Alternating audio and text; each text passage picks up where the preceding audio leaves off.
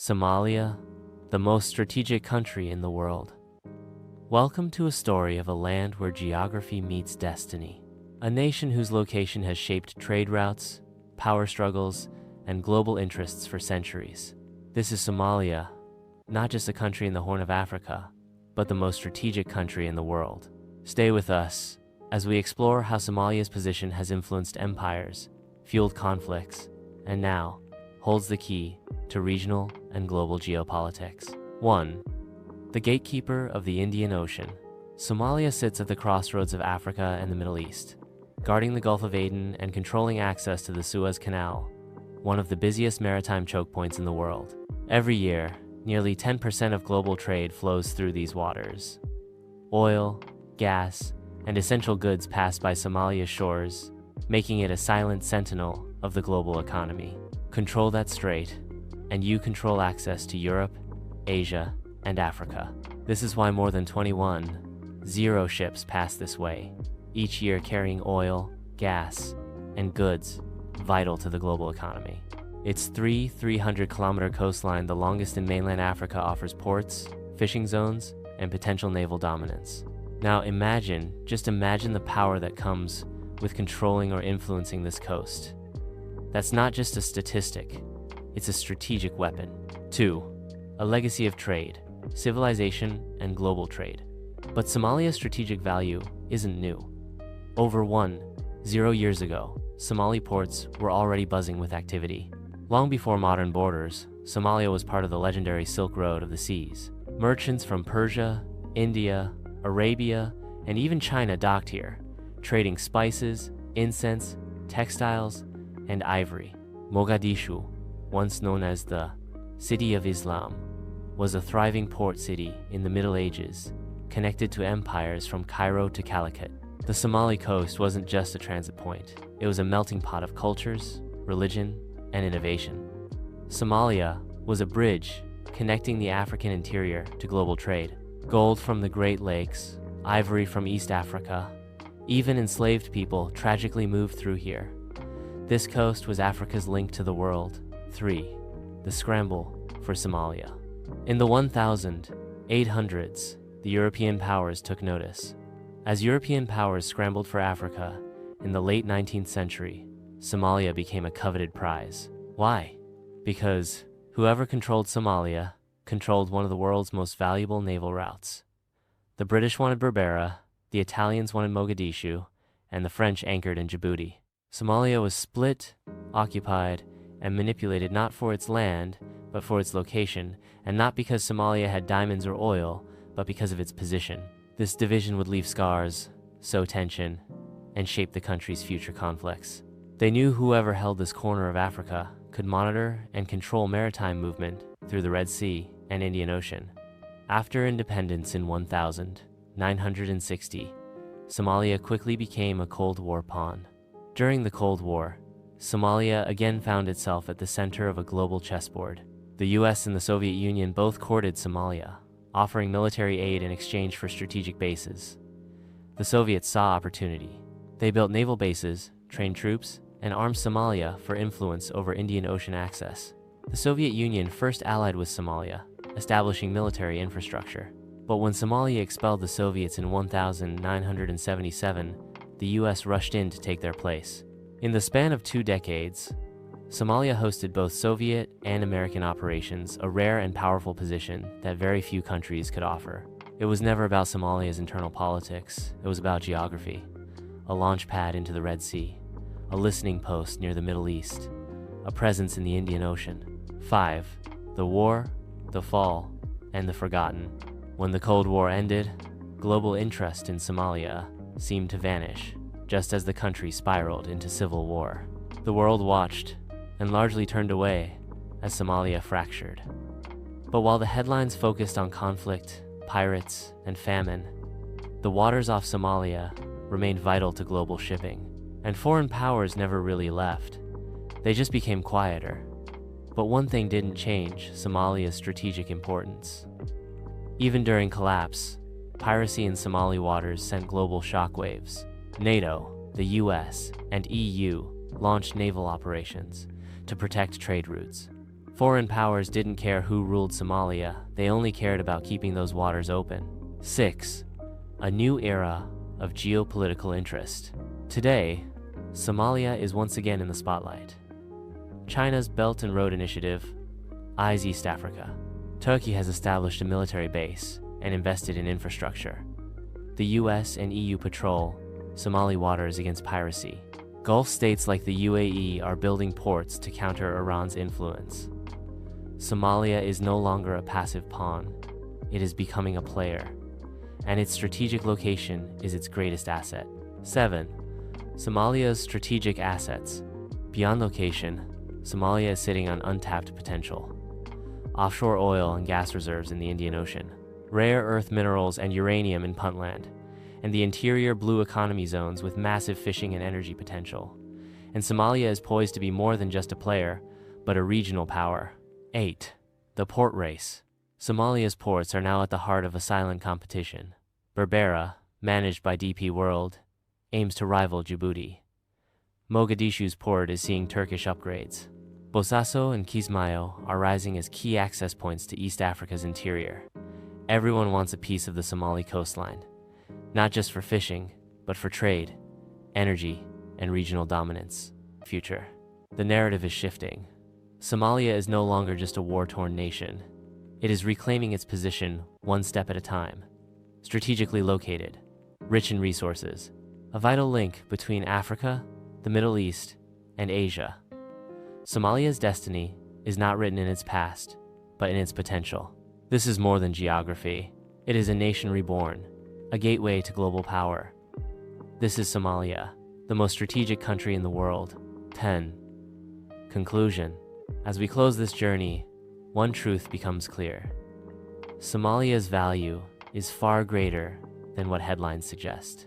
It is not just a land of struggle, it is a land of strategic brilliance, born from its unmatched position on the map.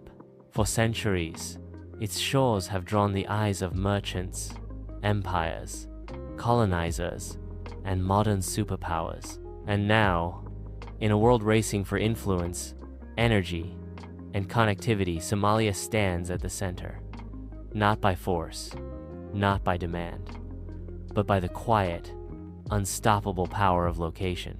The Horn of Africa isn't just a region, it's a gateway, a pivot, and Somalia is its anchor. The world is once again looking at Somalia not for what it lacks, but for what it offers. And if its people can harness peace, stability, and vision, then this nation often overlooked could rise as a regional force, a continental leader, and a global player. This is not just a story about geography, it's a story about destiny. The rise of regional power struggles. As global competition intensifies, regional players are stepping in too. The UAE wants to outmaneuver Qatar and Iran by controlling Somali ports. Saudi Arabia seeks influence to secure its own maritime interests. Ethiopia, landlocked but ambitious, sees Somalia as its gateway to the sea. Egypt, threatened by Ethiopia's Nile Dam, also watches Somalia closely. These aren't small rivalries, they're part of a growing regional power web, and Somalia sits in the middle of it. The role of the Somali diaspora. Somalia's strength doesn't only lie within its borders. Its diaspora spread across North America, Europe, and the Middle East sends billions in remittances each year. But more importantly, it brings back ideas, capital, skills, and diplomacy. From tech startups in Mogadishu to construction in Garo, the diaspora is rebuilding Somalia, and in doing so, shaping its global relevance. They are unofficial ambassadors, business developers, and bridge builders to the world. The untapped power of the Somali youth. Over 70% of Somalia's population is under 30. That's not a challenge, it's a strategic advantage. This generation grew up in the shadow of conflict, but is now writing a new future. They're digital natives, entrepreneurs, activists, and creatives using tech and media to connect Somalia to the world. If empowered through education, peace, and investment, this youth bulge could become Somalia's greatest strategic asset. Environmental and climate strategy. The climate crisis is reshaping global priorities, and Somalia is on the front lines. While droughts and floods challenge food security, Somalia's geographic position also makes it ideal for solar and wind energy development. Blue economy innovation, coastal farming, aquaculture, and ecotourism. Environmental diplomacy within East African nations that lead in climate resilience will lead in influence. Somalia could, with the right support, become a model for green recovery in fragile states. Somalia's strategic future. This future isn't far-fetched, it's possible. Because the real power of Somalia isn't just its location, it's what it can do with it. This is Visit the World, and this was Somalia, the most strategic country in the world. Superpower competition in the Horn of Africa will give you a better understanding of the historical, economic, and strategic stakes involved. Introduction. Welcome to the channel. Today, we're diving into one of the most important, yet often overlooked, regions of the world, the Horn of Africa. The Horn, composed of Somalia, Ethiopia, Eritrea, and Djibouti, is a key region in global geopolitics. And over the past few decades, it has become a hotbed of superpower competition. Nestled at the crossroads of the Red Sea, the Arabian Peninsula, and the Indian Ocean, the Horn holds critical maritime trade routes, a treasure trove of resources, and strategic military positions. With global superpowers such as the US, China, Russia, Turkey, and various Gulf nations vying for influence, understanding the competition in this region is crucial to understanding future global power dynamics. In this video, we'll explore the key players involved, the stakes at hand, and the impact on the Horn's geopolitical future. The strategic importance of the Horn of Africa. To understand why the Horn of Africa matters, let's first take a look at its strategic location. The Horn's geographical position has always made it a highly contested space. The Bab el-Mandeb Strait, which connects the Red Sea to the Gulf of Aden, is one of the world's most important maritime choke points. Nearly 10% of global trade passes through this narrow passage each year, including oil, cargo, and military shipments. Not only does the region connect Africa with the Middle East and Asia, but it also provides access to some of the busiest shipping lanes on Earth. The port of Djibouti, in particular, has become an epicenter for international military and commercial interests, offering access to one of the fastest growing economies in Africa. This makes the Horn of Africa a critical geopolitical zone. It is no surprise that superpowers are investing heavily in the region's infrastructure, politics, and security, hoping to secure a foothold in this valuable space. The US in the Horn of Africa and military influence. Let's start with the United States, which has maintained a prominent presence in the Horn for decades. The US has several strategic interests in the region, including counterterrorism, maritime security, and regional stability. The US Africa Command, AFRICOM, stationed in Djibouti, is one of the most significant US military hubs on the continent. The US is primarily concerned with combating terrorist groups like Al-Shabaab in Somalia and Al-Qaeda affiliates operating in the region. To do so, the US uses drone strikes, special forces operations, and intelligence gathering. The US base at Camp Lemonnier in Djibouti serves as the launch pad for these missions. In addition to counterterrorism, the US is also focused on securing maritime trade routes, ensuring free access to global commerce, and limiting China's growing influence in the region. With China's increasing investments in infrastructure across Africa, the US has had to focus more on military partnerships and alliances to prevent losing ground. But the US isn't just a military player. It also contributes to economic aid, development projects, and supporting local governments in fighting corruption and instability. China, the Belt and Road Initiative and debt, trap diplomacy. Now, let's shift focus to China, which has rapidly expanded its influence in the Horn of Africa over the past 2 decades. China's growing presence is part of its larger Belt and Road Initiative, BRI, a global infrastructure development strategy that aims to strengthen China's trade routes and influence worldwide. In the Horn, China has poured billions into critical infrastructure projects, such as railways linking Ethiopia to the port of Djibouti, ports in Somalia, Eritrea, and Djibouti, with plans for more, roads, bridges, and energy projects across Ethiopia and Sudan. China's investments have made it the region's largest trading partner and investor. But with these financial commitments come challenges. Critics argue that China uses debt trap diplomacy, offering loans that may not be easily repaid, potentially giving China undue influence over local governments. A prime example is Djibouti, where the country has taken loans from China to finance its infrastructure projects. In return, China now operates a large military base in Djibouti, just miles from the US base. The growing military presence, along with economic investments, gives China significant leverage over the region's future. Russia's strategic re-engagement in Africa. While not as prominent as the US or China, Russia is also making a strategic return to Africa. Following the collapse of the Soviet Union, Russia's influence in Africa waned for decades. However, in the past 5 years, President Vladimir Putin has prioritized expanding Russia's global presence, and Africa is now part of that strategy. Russia is seeking to challenge the West's influence by forming alliances with African authoritarian regimes, providing military support and arms deals. In the Horn of Africa, Russia has strengthened military ties with Eritrea and Sudan, signed defense agreements and military cooperation protocols, invested in energy and mining projects in Ethiopia and Somalia. Russia's approach contrasts with China's focus on economic development, as Moscow emphasizes military and political partnerships. Through its Wagner Group, a network of private military contractors, Russia has also expanded its presence in Sudan and Libya. Turkey and the Gulf states, the new regional powers. Turkey and the Gulf states, especially the UAE, Saudi Arabia, and Qatar, have become increasingly active in the Horn of Africa, each pursuing their own strategic objectives, often centered around security, investment, and expanding influence. Turkey, under President Recep Tayyip Erdogan, has emerged as a leading regional power. It has invested heavily in Somalia, building infrastructure and offering military training. The Turkish military base in Mogadishu, which trains Somali soldiers, is a cornerstone of Turkey's strategy to build long-term influence in the region. Turkey's role in Somalia is viewed by some as a counterbalance to the UAE and Saudi Arabia's growing influence in the region. Meanwhile, the Gulf states have shown interest in the Horn, particularly in Somalia, Eritrea, and Djibouti.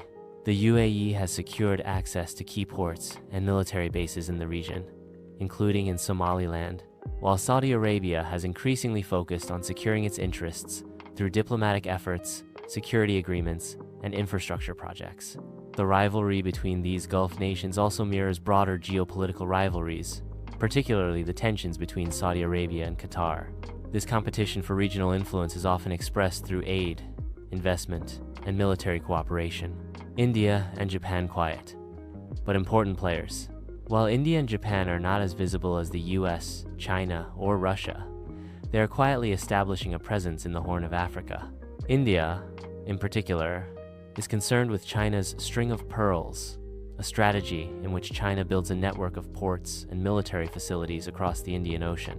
To counter this, India has expanded its ties with Ethiopia, Djibouti, and the Seychelles, offering naval cooperation and economic support.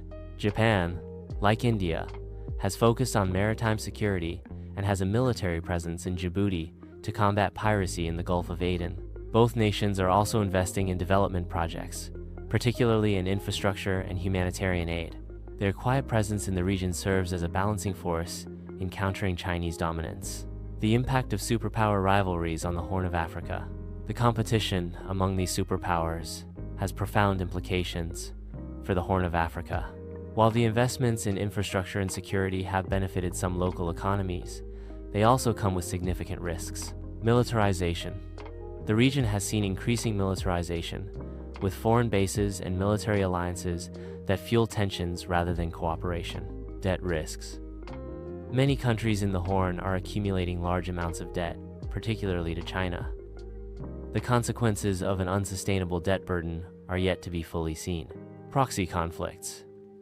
The rivalries often spill over into local conflicts as external powers back different factions, as seen in Somalia, Ethiopia, and Sudan. Sovereignty challenges. Smaller states in the region, like Djibouti and Somalia, risk losing sovereignty as they navigate the influence of foreign powers. What's next for the Horn? So, what does the future hold? As climate change, migration, and political instability reshape global dynamics, the Horn of Africa will remain a hotspot. Expect more diplomatic visits, military-based proposals, and development packages as superpowers continue their tug-of-war. We may also see new alliances, African countries banding together for greater leverage, external powers collaborating on shared goals like anti-piracy or trade, or new conflicts emerging from rising tensions. One thing is certain, the Horn of Africa is no longer a remote corner of the world. It's at the center of a global chessboard. Conclusion: the future of the Horn of Africa. So, what does the future hold for the Horn of Africa? The region will undoubtedly remain a highly contested space for global superpowers. The balance of power will continue to shift, and the competition will likely intensify. The Horn of Africa is a region where history, geography, and global ambition collide. The competition between the US, China, Russia, Turkey, and others is more than just about military bases. It's about shaping the future of global influence. As we watch the Horn evolve, we must ask, who benefits from this competition? And how can the people of the Horn of Africa take control of their own destiny amidst the struggle of giants?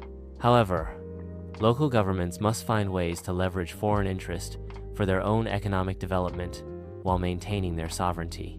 The challenge will be how to navigate the tensions between these external powers and preserve their independence and political autonomy. As climate change, migration, and economic pressures mount, the Horn will remain a crucial strategic region. Who will ultimately prevail in the superpower competition in the Horn of Africa? Only time will tell. Thanks. A land strategically located on the Horn of Africa, and why it became a battleground for not one, but three European colonial powers: Britain, Italy, and France. We'll also uncover how the Somali people resisted foreign domination and fought for their freedom. By the late 19th century, European powers were scrambling to claim territories in Africa during what historians call the Scramble for Africa. Somalia's location along the Indian Ocean and the Gulf of Aden made it a prime target for colonization due to its strategic importance for trade routes and naval bases. But why did three separate nations divide this small region? And how did the Somalis respond? The division of Somalia. To understand why Somalia was carved up, we need to look at the interests of each colonial power. Let's break it down. British Somaliland. Location: northwestern Somalia. Purpose: the British wanted control over the port cities like Berbera to protect their trade routes to India. Timeline: formalized in 1884 after treaties with local leaders. Italian Somalia. Location: southern and central Somalia. Purpose: Italy sought agricultural land and ports for its growing empire. Timeline: established in the late 1880s through military campaigns and treaties. French Somalia. Djibouti. Location: northeast corner near modern-day Djibouti. Purpose: France needed a coaling station for its ships traveling between Europe and Asia. Timeline: officially colonized in 1896. This division ignored ethnic and cultural boundaries, sowing seeds of conflict that would last for generations. But while these powers imposed their rule, they underestimated the resilience of the Somali people. Resistance against colonial rule. The Somali people did not accept colonization quietly. In fact, some of the fiercest anti-colonial resistance movements in Africa took place here. The Dervish movement, 1899-1920, led by Sayyid Mohammed Abdullah Hassan, known as the Mad Mullah by the British. His followers, called dervishes, waged a 20-year guerrilla war against British forces. They used hit-and-run tactics and mobilized support from clans across the region. Hassan declared himself a defender of Islam and rallied thousands to his cause. Despite facing advanced weaponry, including airplanes sent by the British, the dervishes inflicted heavy losses on colonial troops. It wasn't until 1920, when the British launched a massive air and ground campaign, that the movement was finally crushed. Resistance in Italian Somalia. Local leaders organized revolts, such as the Baimal Revolt, in 1907. These uprisings often involve sabotage, ambushes, and raids on Italian settlements. French Somalia. Though smaller in scale, resistance here included boycotts and protests against forced labor and taxation. Resistance was not limited to armed struggle. In French-controlled Djibouti, Somalis resisted through political movements and uprisings. Over time, the fight against colonization transformed into organized nationalist movements. The Somali Youth League, SIL, founded in the 1940s, played a crucial role in mobilizing Somalis against colonial rule, demanding independence through diplomacy and political activism. Path to independence. As World War II weakened European colonial powers, Somali nationalists intensified their push for freedom. The British, under pressure, allowed northern Somalia some political reforms, while Italy, under UN supervision, prepared southern Somalia for independence. Finally, on July 1, 1960, British Somaliland and Italian Somalia united to form the Independent Republic of Somalia. French-controlled Djibouti gained independence later in 1977, after years of struggle. Somalia's struggle against colonization is a testament to its people's resilience and unity. Though colonial rule left deep scars, the spirit of resistance and self-determination remains strong. If you found this video insightful, don't forget to like, share, and subscribe for more historical explorations. In this extended segment, we take a closer look at the enduring legacy of colonial rule on Somali society, culture, and governance, and explore how these experiences have shaped the nation's identity and future. The legacy of colonial rule on Somali society. Colonial rule left an indelible mark on Somalia. The borders drawn by the colonial powers, often ignoring tribal and clan structures, sowed seeds of division that would later affect national unity. Political fragmentation. How the arbitrary division of Somali territories disrupted traditional governance structures. Economic shifts. The reorientation of local economies to serve colonial interests, leaving a lasting impact on trade, agriculture, and resource management. Social transformation. The influence of Western education, legal systems, and administrative practices on Somali society, and the resulting cultural hybridization. Cultural renaissance, and the revival of Somali identity. In the decades following independence, Somalia witnessed a cultural renaissance. This period was marked by a renewed interest in traditional poetry, music, and art, a powerful response to the colonial legacy. The role of oral traditions. Somali poetry and storytelling have long been central to the culture. Post-colonial artists and writers used these traditions to voice national pride and resilience. Cultural institutions. Universities, museums, and cultural centers emerged, dedicated to preserving and celebrating Somali heritage. Diaspora influence. Somali communities abroad played a vital role in reconnecting with and revitalizing cultural practices, sharing stories and preserving traditions for future generations. Somaliland and Italian Somalia set out to build a strong, cohesive identity and develop the foundations of modern governance. Let's explore how Somalia sought to shape its destiny and participate in the world. In the early years, Somalia embraced democracy. A constitutional government was established, and the Somali Youth League, which had played a key role in the independence movement, transitioned into a national political force.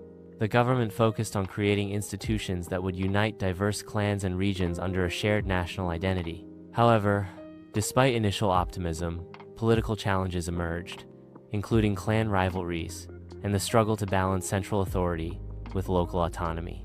Economic initiatives and social progress. With independence came the promise of economic renewal. Efforts were made to modernize agriculture, develop trade networks, and invest in infrastructure. Somali entrepreneurs and state initiatives aimed to harness the country's strategic location along major maritime routes to boost trade and industry. Social programs focused on expanding education and healthcare, laying the groundwork for future generations. Despite these initiatives, the country's progress was frequently challenged by internal political conflicts and regional instability. Cultural renaissance and national identity. As Somalia worked to build its nation, there was also a cultural renaissance. The government and local communities placed a renewed emphasis on preserving the rich Somali heritage through literature, music, art, and oral traditions. This cultural revival was not only a source of national pride but also a unifying force that helped bridge regional differences and promote a sense of shared identity. International engagement and global participation. Determined to secure its place in the international community, Somalia actively pursued diplomatic relations and membership in global organizations. As a founding member of the Organization of African Unity, OAU, and later the African Union, AU, Somalia played an important role in regional politics. The nation also engaged with the United Nations and other international bodies, advocating for African interests and contributing to global peacekeeping initiatives. Through these channels, Somalia sought to overcome its domestic challenges and project its voice on the world stage. Overcoming challenges and embracing resilience. The post-independence period was not without its setbacks. The outbreak of civil strife in the late 20th century deeply affected the country, leading to years of conflict and fragmentation. However, the resilience of the Somali people shone through. Institutions, promote reconciliation, and revitalize the economy have sparked hope for a more stable future. Today, Somalia is gradually re-emerging, drawing on its rich history and cultural strength to forge a path towards sustainable development and global engagement. From the early days of democratic promise to the challenges of rebuilding after conflict, Somalia's post-independence journey is one marked by both struggle and determination. The nation continues to evolve, working tirelessly to strengthen its governance, boost its economy, and assert its presence on the international stage. Somalia's story is a testament to the enduring power of identity, resilience, and the unyielding spirit of its people. Thank you for joining us as we explored Somalia's remarkable journey from independence to international participation. Be sure to like, comment, and subscribe for more in-depth stories of resilience and transformation. This part offers a comprehensive look at how Somalia developed after independence, shaped its nation through political, economic, and cultural reforms, and gradually integrated into the global community.